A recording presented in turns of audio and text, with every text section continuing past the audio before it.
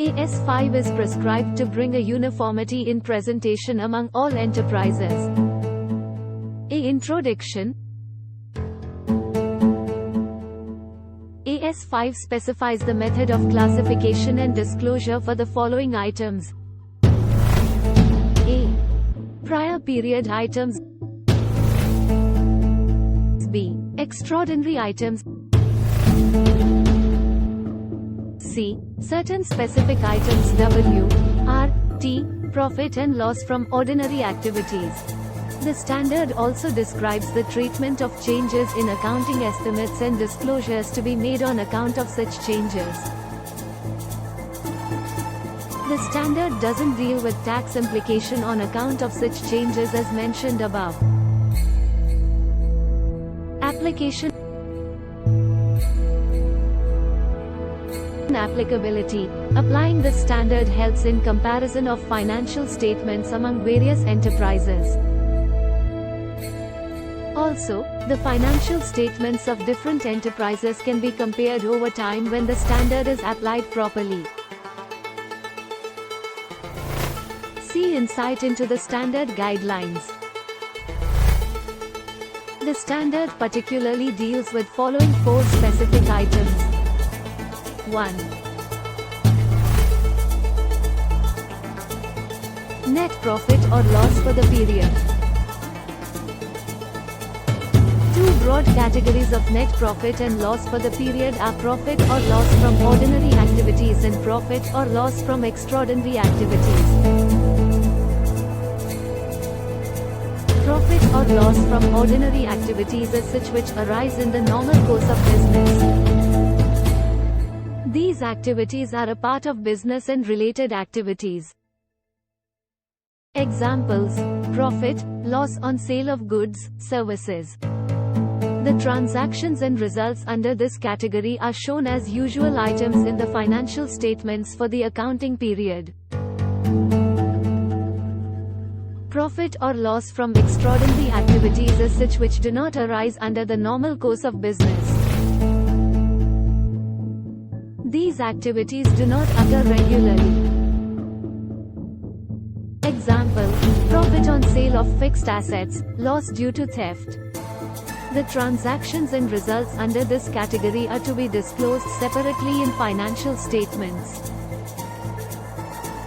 The disclosure should be in a manner which clearly shows the effect on overall profits, losses due to these activities.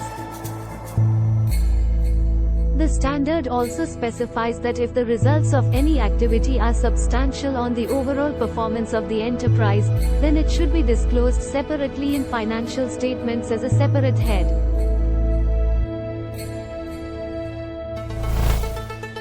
Example: fixed assets disposal, restructuring of activities, settlement of litigations. 2. Prior period items.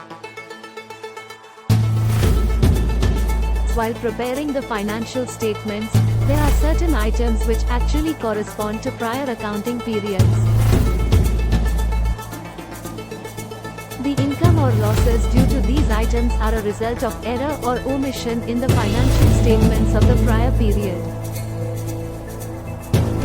By nature, these items are not frequent and can be easily identified. The current period's financial statements should clearly show the effect of such prior period items. 3. Changes in accounting estimates. There are certain estimates which are used while preparing the financial statements for any period. For example, estimate on the useful life of a machinery, estimate on the realizable value of an item in inventory. At times, these estimates are required to be revised due to any of the following reasons. Inclusive list. A. Change in circumstances. B. New information.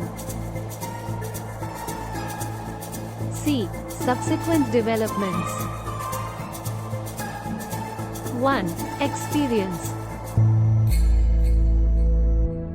The effect of such change in estimates is to be taken into account while preparing financial statements. If the change in estimate affects ordinary activities, it is disclosed under ordinary activities other under extraordinary activities. 4. Changes in accounting policies. Accounting policies are the accounting principles and method of applying those principles while preparing the financial statements. A change in accounting policy should be undertaken only in two cases. 1. If the change is required by law or accounting standard, or 2. If the change helps in better presentation of financial statements. Any change in an accounting policy which has a substantial, material effect has to be disclosed necessarily. The impact of such change should also be shown in financial statements. If the impact can't be assessed, this fact should also be disclosed.